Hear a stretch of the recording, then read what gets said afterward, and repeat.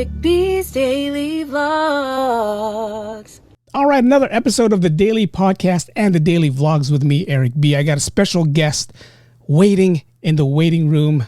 She stayed up past 9 o'clock in the East Coast just to be on with me. So let's go ahead and let's get this started on the other side of the break. So let's get this started.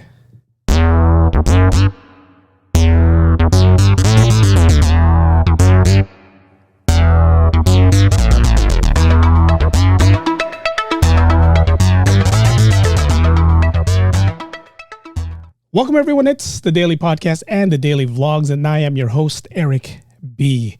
We have a special guest with us today. Again, I told you guys earlier, from the Fox TV hit show, and no, it's not the cleaning lady.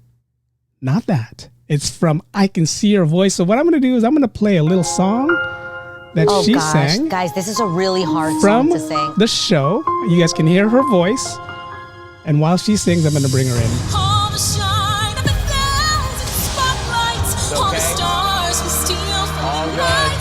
Let's go ahead and introduce Miss Dani Apple right here. Miss Dani Apple, how are you? Thanks for having me. Oh, good. How are you? Thank you for jumping on. Let's go ahead and give Dani Apple a round of applause for being on the show with us here. I know it's late. I know you're in New York. I know all that, but thank you for jumping on. Thank you for being on the show. Of course. I reached out to you. I'm a night owl. This is a great time for me. Perfect. Yeah, it's I don't know. Today was a long day for me. I just came from the dentist. TMI for you guys who are out there. And I was like, are you guys going to be done by 6? I got here at 2. It's 5 o'clock. Am I going to be out of here by 6 o'clock? Come on. I got a show to do. But no, but we're here. We're doing it. Dani, do me a favor. Go ahead and introduce yourself so everyone who's watching can know who Dani Apple is. Hello, I'm Dani Apple, and I do live in the Big Apple, New York City. New York. And I'm looking at your resume, Dani. You grew up in Cleveland? I did. I'm from a suburb of Cleveland. I'm from Solon, Ohio. Okay. And again, thank you for being on the show. Thank you for jumping on the show. And let's go ahead and let's get to know Dani, Miss Apple. What got you into singing? I think it was more like I was singing before I was talking. I just was always into singing, and singing got me into everything else that I did in my life. I think my parents used to tell me that I was up, on the fireplace. I would make that my stage, and I would hold a hairbrush, and I would stand on the fireplace and have full concerts for my family especially when they didn't want it, especially when they wanted peace and quiet. That's when the concerts were played. And I would just sing all the time.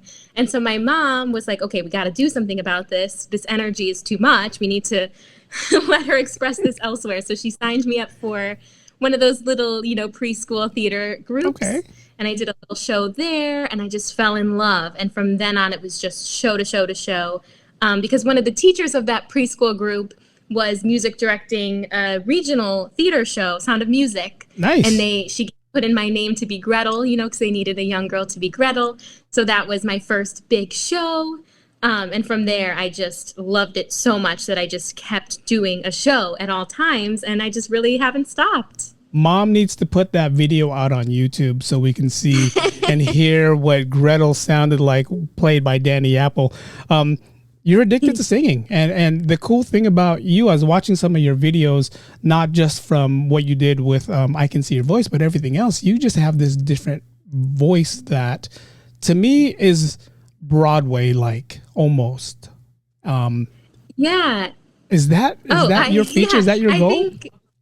I do. I try to sing in all different styles, of course, whatever the work calls for. But that is my main goal, my main dream is to be on Broadway. My college degree is in musical theater.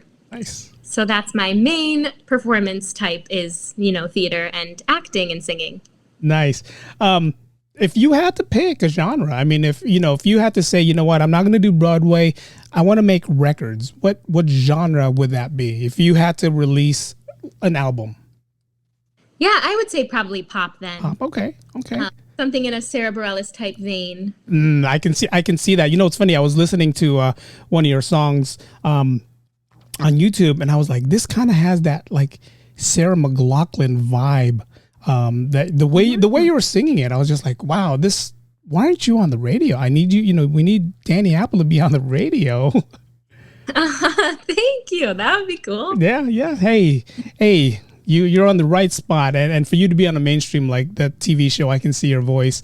That was cool. And the only reason why I liked your part there was you were dressed as the waitress, and I explained to everybody before you jumped on what the show was about and what the show entails. And when you jumped on there, I was like, she can sing. I can tell already she can sing. She just has this honest look like you can sing. And the poor contestant who was like, no, she can't sing. I was like, this girl can sing. I'm almost sure she can sing. How was your experience on that show? It was wild. I mean, also it was especially, no one knows this, but we filmed it almost a year ago, actually about exactly a year ago. Oh, wow. So it was right in the height of COVID. So we're talking like I was cooped up in my parents' house in Ohio for 6 months, almost a year, no communication with anyone outside of the people I was living with. You know, it was like COVID. The vaccines were just starting to come out. So it was like everyone was in quarantine. I hadn't performed in almost a year. I was so starving to be able to sing again, you know, for an audience live, you know, in a room.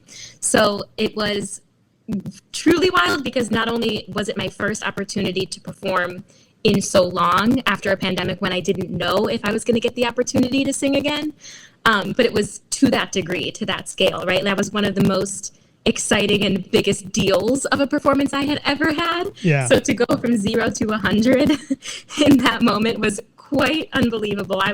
I just missed performing so much that I would have done a show just for my family or just for friends. I just was killing to get on a stage, even a small stage, like a small venue in New York. That would have been the dream at that time.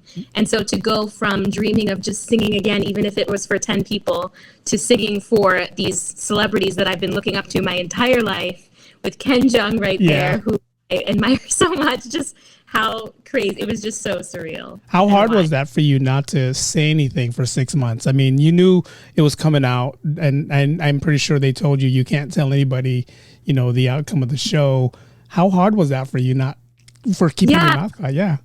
Keeping secrets, that was the hardest part. I mean, I just did this crazy thing and I wanted to tell everyone, and I wanted to be like, this is what happened, and this is who was in the panel, and Carol Baskin, and I wanted to just share all of the crazy things, but I had to not say anything because that was the rule. And then it made it that much sweeter when everyone got to watch it. Like I did a little watch party with some of my best friends, and we watched it together, and I didn't tell them, you know, the details. They didn't know what was going to happen. So when it was announced that it was Candy Burris and Vanessa Lachey, and that the golden mic was Carol Baskin, that was just really funny. And just like all the details of what happened and when I got eliminated and how it went down and all those, you know, just watching their faces of shock every time something happened was so cool just to see.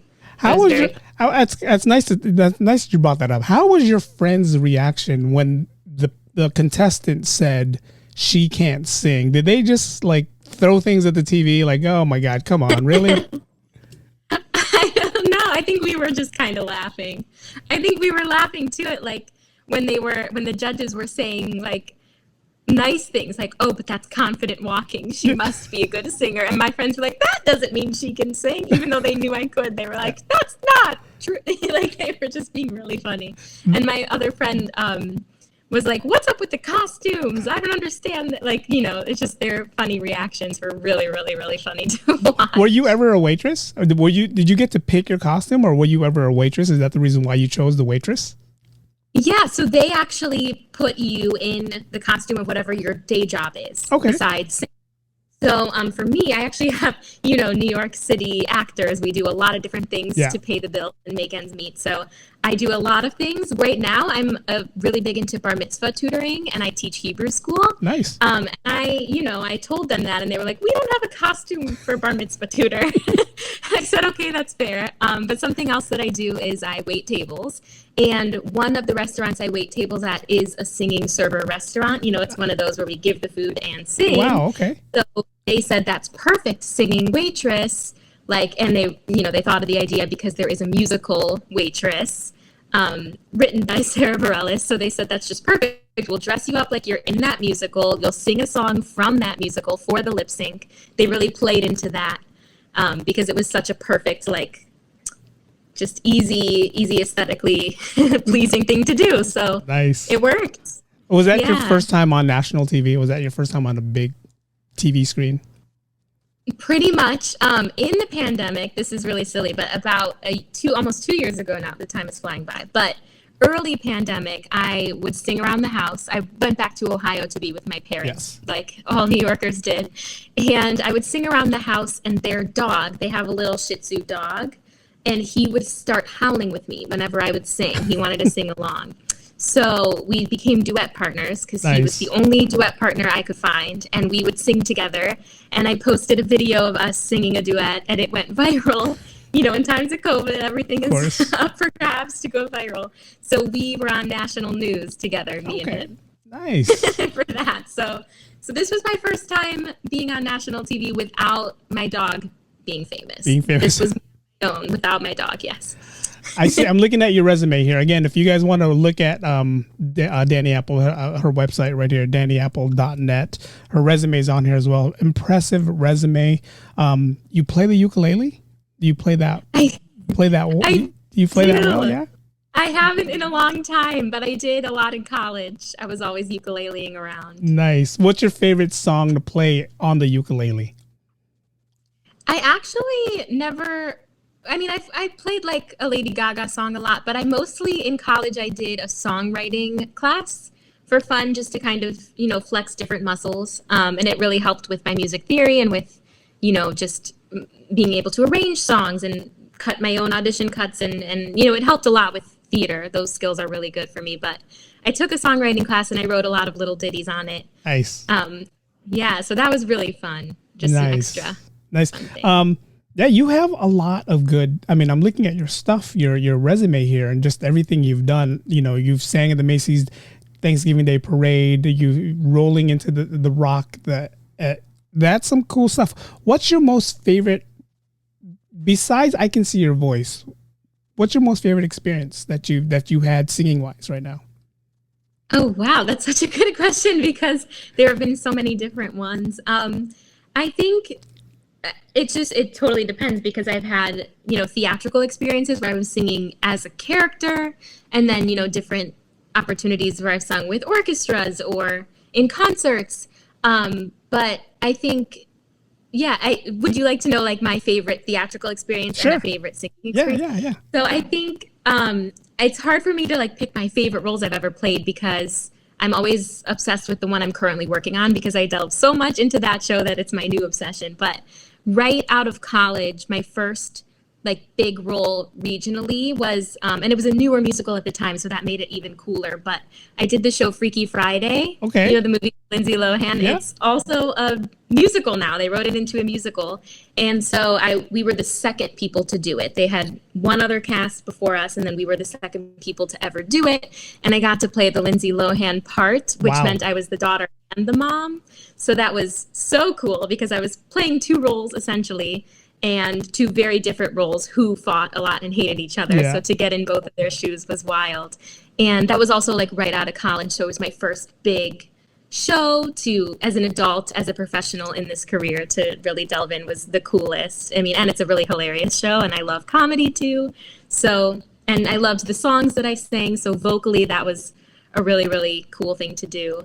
And then in New York, I try to frequent, you know, all of the, I know you're not in New York, but, you know, the 54 Below, Green Room 42, I love to just make my way through the circuits as much as possible. Nice. Just to, you know, get my voice out there and be performing live.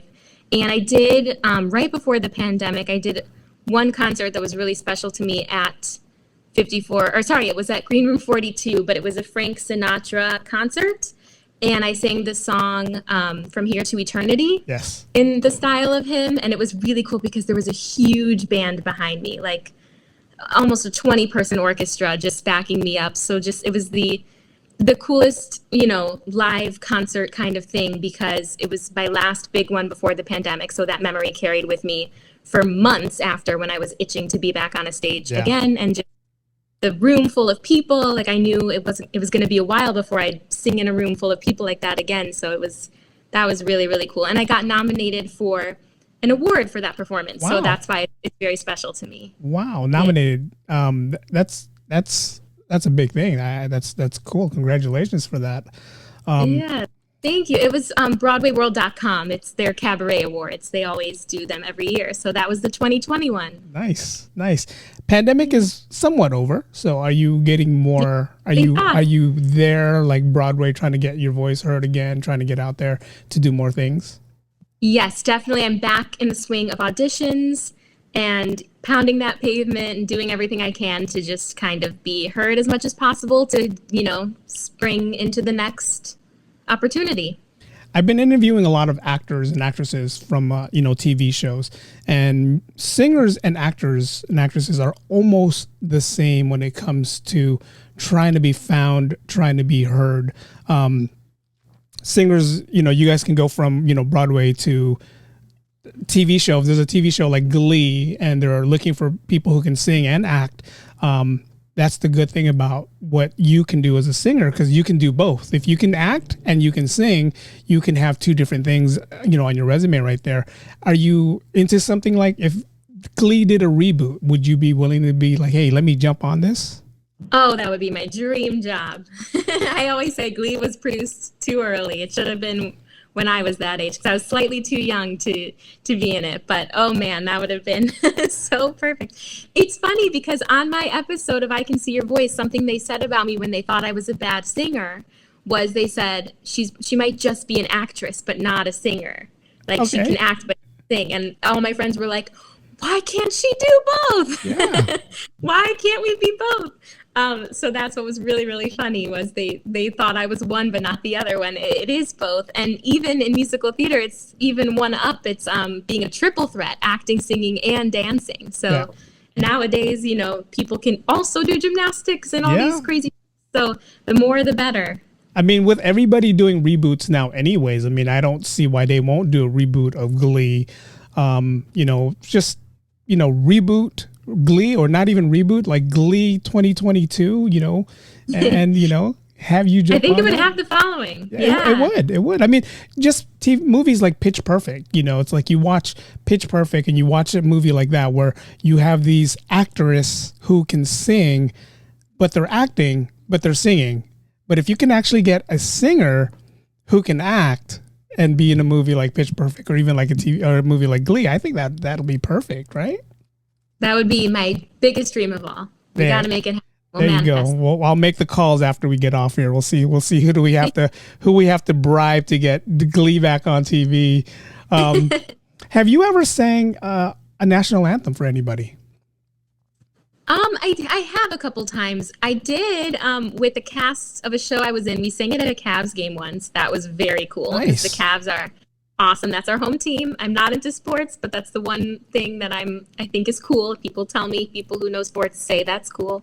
But that was cool. And then also I've sung it at my high school stadiums. I've sung it, locally in my hometown here and there, but I would love to do that on a wider scale for sure. I love singing the national anthem. Well, you being in New York, you have 3 football teams, you have 2 basketball teams, and you have 2 baseball teams. So the opportunity is endless for you there. You definitely can jump on any of these events and say, hey, you know what? I need to sing for the Knicks, the Nets, the Mets, the Yankees.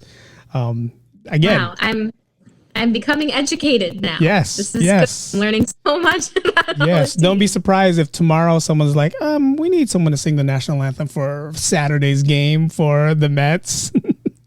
That would be awesome. I'm ready. Yes. You growing up in Cleveland and moving to New York, and Cleveland, Ohio is not as big as it is in New York. How much of a culture shock was that for you when you had to leave Cleveland to go to New York? So I actually strategically made it easier for myself. What I did was I went to college in Boston. Okay. And Boston was the perfect stepping stone because New York would have been a culture shock to go from a suburb in Ohio to the biggest city in the country. Yeah. So Boston was so perfect for me at the time because it was bigger and more city-like than Ohio, but it wasn't as crazy as New York. So I got to have that, boost of city life and get to feel for what that might be like, meet new people, arts and culture being a little bit more vibrant there than it was in my hometown, and just kind of getting immersed in all of that. And then by the time the 4 years were up, when I was done with college, it was time to come to New York, and I was ready. I said, okay. I did the city of Boston. I even did some shows not through my school. I tried doing shows professionally there, singing at venues just in the city itself, really soaking in as much of Boston as I could, because that was a really cool city. Yeah. And then by the time the 4 years were up, I said, okay, I'm ready. I can do New York now. I'm ready for that change. So Nice. It was only 2 small changes instead of one really big one. Nice. That's a pretty smart deal. I mean, that's something, a lot of people don't do. Usually, like me, singers and actors, they'll just like, I'm going to New York. I want to be a Broadway singer who's from a small town. Don't realize how crazy New York is, and that's how you hear like the downfall of a lot of singers and actors is they go from a small city to a big city right away, and they're like, I can't do it. Whoa. Yeah. Subways, what? Yeah. Rats in the apartment, what? What's going on here? How's it for you in New York? I mean, what's the mileage, or how far is Cleveland to New York? My geographic settings is not the best at the moment. I am bad with mileage, but it's about an 8-hour car ride and an 1.5-hour flight. So Okay. It's actually It's really not that easy to bad. go home if I need to. It's not that bad. It's like from San Francisco to LA. So it's an 8-hour drive and an hour flight. So that's not bad. So if you want to go home, you can just go home and just relax and be back with mom and dad. Yeah, and luckily too, my parents love it here because, it's New York, and my mom she would move here. I think my dad wouldn't. So I think that's probably what's keeping them there. But my mom comes to the city a couple times a year. Just she's in the fashion industry, so she comes nice. for that. So I see, they come here and visit me, and I'm able to go there. So between both of those, I do see my family a lot, which I'm very fortunate. Let's see. You have the Cleveland Cavaliers, who you can sing the national anthem for. And then the Indians just changed their names to the Commanders, I believe. It's the Cleveland... The Guardians. Guardians. Thank you. Cleveland Guardians. So there's a couple of other opportunities there for you to sing the national anthem. Yeah, we'll get it going. This is good. Yeah, we will. Even if you came out to San Francisco and sang for any of the local teams out here, that'd be cool to have. There's a few times that I went to baseball games out here, and we have someone singing the national anthem who's like from Atlanta, and I'm like, why is she singing the national anthem? She's from Atlanta. Why can't we get a local artist out here? That's just me thinking, like why kind of thing. But I understand if you're a musician and they ask you to come out and sing. I'm pretty sure you would come out and sing wherever they say, come sing the national anthem in San Francisco. Oh, absolutely. For the Warriors. Yeah. I've never been to San Francisco, so I got to come see it. There you go. There's a lot of, I don't know if the theater opened up yet. I'm pretty sure they have. I know Hamilton closed down during COVID, but I don't know, I'm trying to think. I'll look at that up then and later on. But there's a lot of cool theaters out here that we can, you can watch. If you had to pick a Broadway hit, which one would you want to do? I know. The thing is, there's so many. I would truly do so many different shows. I mean, Wicked is one of my favorite shows of all time, and that seems to be produced everywhere, and it's not going anywhere. Waitress, like the costume they put me in, obviously. I would love to be in that. That would be a great fit.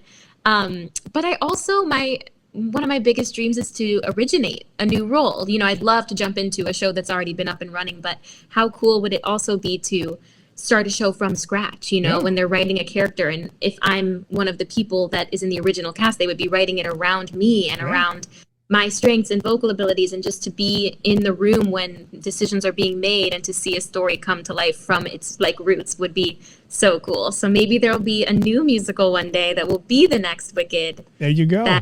Yeah. Is there a Glee musical?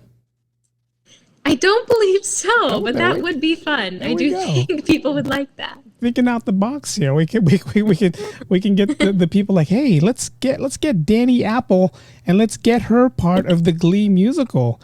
Lot of brainstorming happening here. There's a lot here. Do what I can. Just remember me when you make it big out there.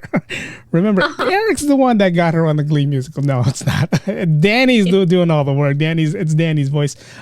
Apple, is that your real last name or is that a stage name?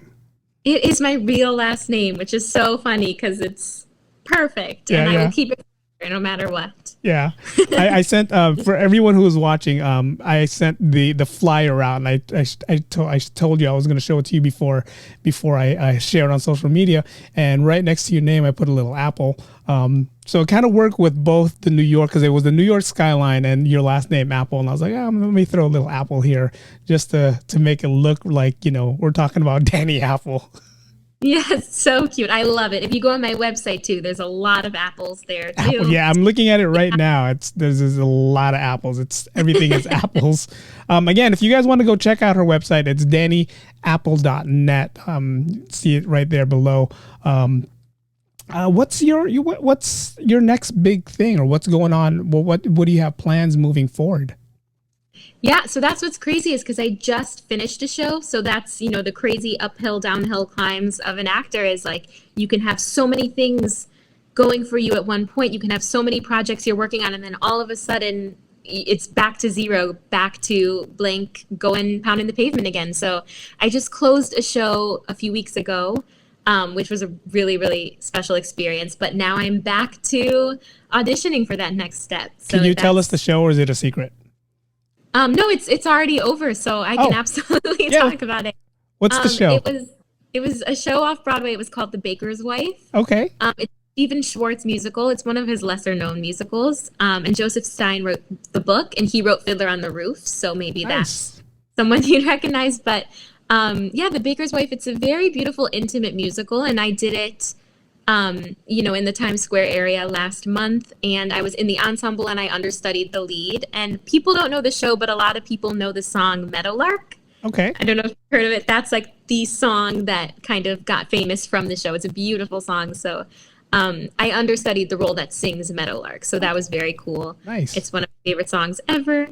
And actually, Stephen Schwartz, who wrote the musical, worked with our cast. He came to our rehearsals to kind of shape the show, and we made some edits. So it's a new version of the show. The show is never done, right? So we kept working on dialogue, and songs were cut, songs were added, things were, always moving, always shaking. So it was really, really, really cool to be with the composer himself, who is, always still working on the show. Nice. And again, I want to thank you for jumping on, and thank you. I know it's laid out there, and thank you for taking the time to share your story.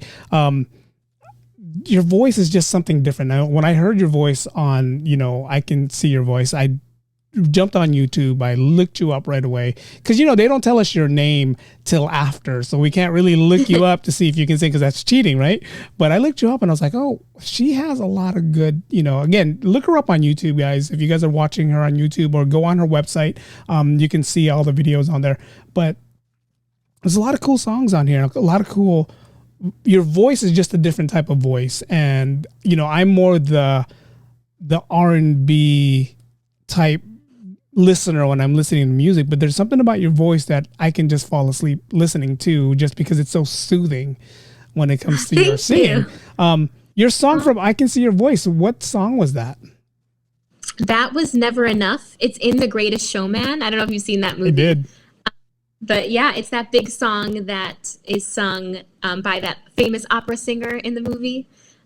It's just such a gorgeous song. And what's ironic is like every girl in theater ever has sung that song. It's very, it's the song. It's amazing. It's such a beautiful song. But I've never tried singing it ever, because it was so, I don't want to say overdone, because it's rightfully done because it's so beautiful, but everyone sings it. So I didn't want to just like be, singing this song that everyone always sings, because it's just so cliche. Yeah. So I never even tried singing it. So when they said, they assigned me my song, I didn't get to choose. Oh, wow, but okay. That's what they chose for me. And I was like, of course, like it's time. I know I need to join forces with every singer girl in the world and just sing this song finally. And it was gorgeous, and I love it. So I hope to sing it a lot more in the future. Are you allowed to talk about your experience on I Can See Your Voice?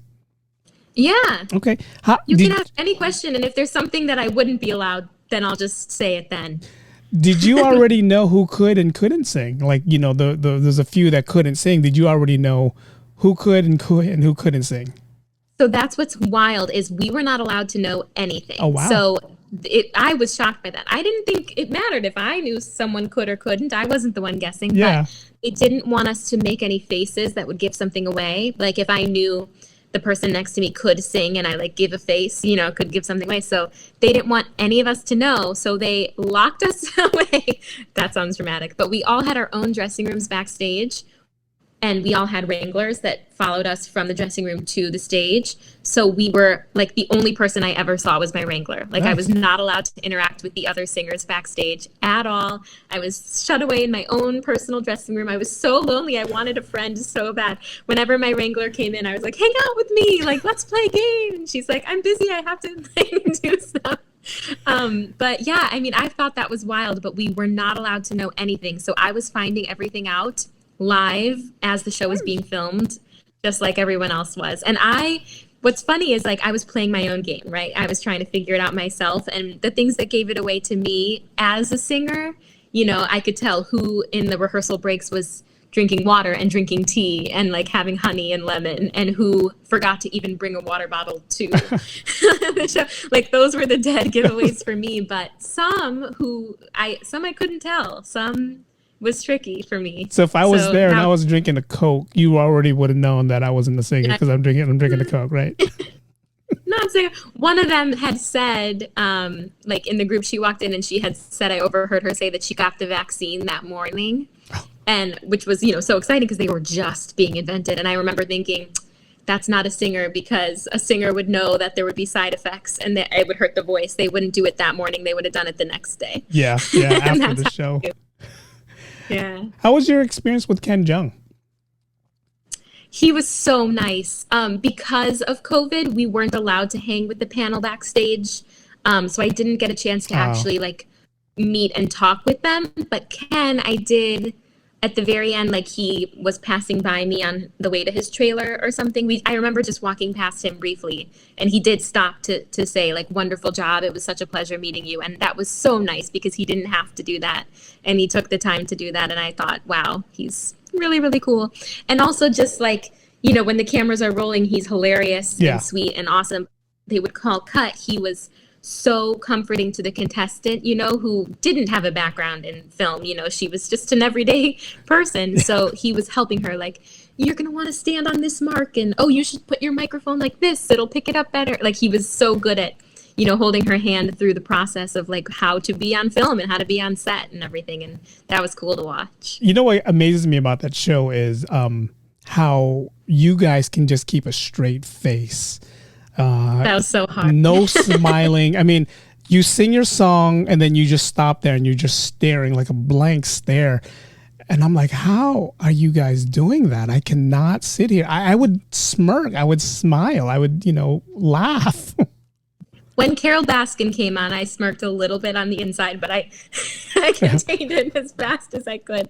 That was the hardest part. And I'm an actor too. So like, I struggled with that. So I was wondering, some of those other singers don't have a background in acting, especially the ones that don't even sing. So I was like, how are they keeping the straight face? I'm struggling here. I don't know how the other people did it.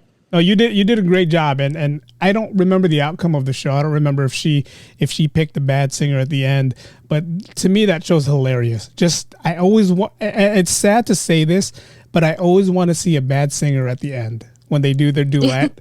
Just because it's more entertaining to me when you have, let's say Nick Lachey was singing and the person singing with Nick Lachey was a bad singer. To me, that's more entertaining. That's a lot funnier for me. I feel bad for the contestants who's trying to win $100,000, but it's entertaining, and I just sit here laughing when that happens. Yeah, so I love that too from watching past episodes. And for us, we had a dress rehearsal just to practice everything, and because they couldn't practice the duet with us because Candy couldn't know if we were good or bad yet. So for her dress rehearsal, she did it with a producer who like doesn't sing. And so he gets to, for the dress rehearsal, just sing as horribly as possible. And like, he always looks forward to it. And it's his favorite part of his job that he gets to step in as bad singer. And we all just were laughing, watching him backstage. It was really cool. How was your audition for that? Did you have to audition for that show? So my experience was very cool and very different because a producer knows a friend of mine who is a well-known singer, and so she has a good following, and he follows her, and she had posted a video of me once on her Instagram, and so he found me through that. Wow. And so they kind of found my page through her, which was really exciting. So thank you to her. And so they found my page and saw my videos and my website and reached out from there. But once they had reached out, I still had to send in a lot of auditions. It wasn't just we found your Instagram and come be on the show. Like, I still had to, film myself singing a bunch of different styles to try to figure out, what songs I would sing on the show once I was on it, and just double checking that I still can sing to be on it. And also I had to film an audition tape of me lip syncing to my own voice. And that was wild. I thought it was so weird. That was my next question. Why. I get it now. We have a message from Scott who's saying, "Great interview, Dani." Yes, thank you. That's my uncle. Oh, Uncle Scott. Thank you for jumping. Thank you for watching. Thank you for supporting. To me, it's important that you have family that supports everything you do, whether it's singing and acting or whether it's both and something like that. That's definitely the most important thing, is that you have your family there telling you, this is what, we're supporting you regardless. And big props to your mom for saying, I'm going to put you in a school and we're going to get your voice heard. Because some parents, they just don't, like, oh, they're just singing. No, she's going to grow out of it. But then she actually encouraged you, right, to get up there and start singing, right? That's so true. That's something that I'm very, very grateful for, and I know to be, because I have a lot of friends in this industry whose parents sometimes, don't try to keep that going. They try to say, okay, that's a fun passion, but let's get a different career. So the fact that my parents are not only so supportive, but want me to succeed in this, and that they really do want me to go for my dream, and they've always, it's never been a question. I never had to tell them, I want to major in musical theater. It was never, what do you want to do in college? It was just always known. Nice. Like, all right, so which musical theater schools are we going to look at? Like, it was just always very known that this was what I was going to do. There was never a discussion, never I have to break the news to you kind of thing. It was always, this is what is happening, and it's awesome. And they were very supportive, and I've always just been chasing it. Always important. Mm-hmm. Always important. We got another family member, I'm just going by the last name, who said, fabulous interview, fabulous singer. It's good. I mean, I love that. I love the family support. And there's a couple, interviews that I've done where the family was just bombarding the chat, and I love that, because it just shows that you're doing something and you're making them proud. And for your family to be watching right now, supporting the interview and watching your show here, to me that's a big success on your end, and they're proud of you. And who wouldn't be proud of you with what you're doing right now? That's true. It's awesome. I'm very lucky. I have the best family ever. Yes. I really do. Yes. Mm-hmm. We were talking about I Can See Your Voice. I forgot what I was going to ask you. Wow, I don't usually get brain fart. I don't want to say brain fart, but I don't usually forget the questions. I did. The whole family thing just threw me out. But no, it was a really nice episode. And then when I reached out to you, and I told you this when we chatted a couple of days ago, that I knew you were busy. So I said, okay, I'm going to give her time. And there's times where I reach out to people, and hold on, this just has to I guess the whole family is just watching right now. Another cousin, as always, you are great. Thank you for your family to come out. Is it Spiegel? Is it pronounced Spiegel? Spiegel, yes. Spiegel. That's my mom's dad's side of the family. Spiegel family, thank you for supporting Dani and watching the show right now. Definitely a cool experience for her. And again, it's important. It's important to have your family back there, and to have your family there and support you with everything you do. Yeah, I mean, when I saw that and I reached out to you, I was like, okay, let's just see if she responds. Took you a while, and I knew, you were busy. I knew you were probably making the circuit. Are you getting noticed on the streets right now? Does people notice you? Hey, you're the waitress from that show, right? No, I am not getting noticed on the streets. I don't know if I would. That's really funny, though. Also, my hair was even a different color back then. Who knows? When you told me you were working at the restaurant where it's the cleaning, you guys are actually, it's a musical restaurant or cafe. Is that what in the TV episode Friends? I don't know if you've seen that episode of Friends, where Monica's working like in a 60s or 70s or even maybe a 50s cafe where they're singing. Is it something like that? Probably. I've seen a lot of Friends episodes, but I've never watched the whole series straight through. So I Okay. don't think I caught that one. I know I need to do that. No. But probably, it's very like it, the diner feel, the Yeah, very yeah. like friendly family style feel of it. That's what they need to do. They need to do a Friends musical. I think that'll be something cool to do in New York, They right? do. There is one. Is there? Oh, man. Sorry. Yeah. Yeah, I know. So many things exist that are awesome. I mean, in New York, there's just so many things. I mean, it's funny because, I'm a big Marvel guy. I watch a lot of Marvel everything. And when they did the Hawkeye episode and they did Captain America, the musical, I was like, I wouldn't be surprised if this was an actual real thing in New York. Yeah. That's so funny. They make musical parodies of everything these days. Yeah, yeah, and I can't wait because I know you'll be there. I know you'll be on there, and we can't wait to see your journey, see where your journey takes you. And again, I want to thank you for just jumping on. Thank you for being on the show. Thank you for being here.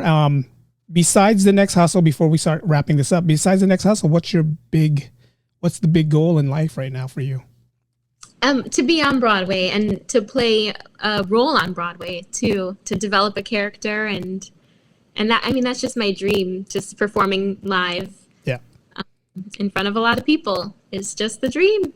I can see, and you know what's funny with when you did the I Can See Your Voice, you were so comfortable just singing, and you sang a song that even Adrian said, "Oh God, this is a hard song to sing. That means she's a good singer." And the way you just blew it out, I was like, "This is a professional singer." It's like she's a professional singer, and I will see you on Broadway one day, and you'll definitely be there. I can see that happening, and I can't wait to go to New York and just say, you know what, when you make it on Broadway, let me know. I'll be out there to watch it. So That is so sweet. That really means the world. So no, thank I you. will. I mean, I want to be saying, I'll wait for you to come out to San Francisco to, when you do your tour, but I want to be there when you first start. I want to be there. Might not be front row, but I'll be there, and I'll be there supporting Dani Apple. That is the sweetest thing ever. No, thank you so much. No, thank you. Thank you again, everyone. Again, if you guys want to follow her, this is her website right here, daniapple.net. Her resume, I was reading your resume. It blows my mind that I'm seeing all the stuff. Like, my resume doesn't even look nothing like this compared to what your resume is. And your theater, everything that you've done on here is just so cool. daniapple.net. Go ahead and follow her there. And then if you guys can watch the episode of I Can See Your Voice, you look it up on YouTube, just put Dani Apple, I Can See Your Voice. You'll hear her there. And yeah, it was really nice having you. Thank you for jumping on. Any last words before what do you want to tell everybody out there who is struggling, who is on the edge of, I want to sing, but I don't know if I want to sing?